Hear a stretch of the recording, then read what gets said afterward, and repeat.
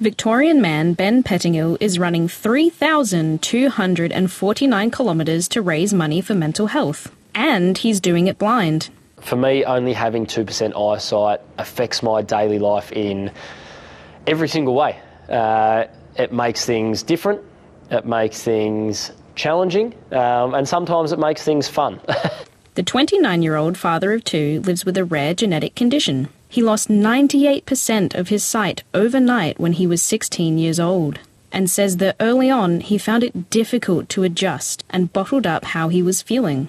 And every time people around me were asking me how I was going, how I was coping, how I was feeling, I was putting up walls and going, no, I'm fine, I'm sweet, it's not that bad, it's not that big of a deal, it's actually easier than you think, even though none of that was the truth.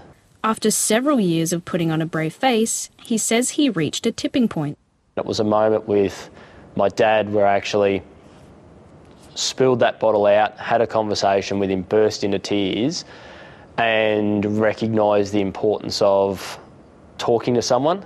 He now works as a motivational speaker, often talking with tradies, truckers and farmers. He says his fundraiser, coined 3249 Blind, was inspired by the stigma that surrounds mental health and the barriers to support that blue-collar workers face.